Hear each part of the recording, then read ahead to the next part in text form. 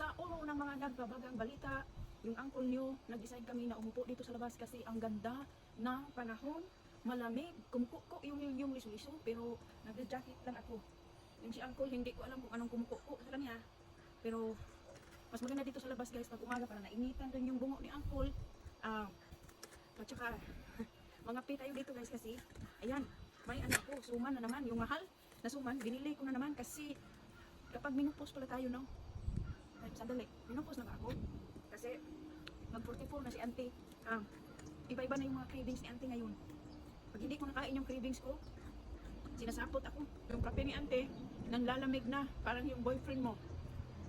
After some time, manlalamig talaga. Kapag kulang sa komunikasyon at kulang sa higop. Joke lang. Sumaba, kakul. Hmm? Look at me in the eye. Back to studio.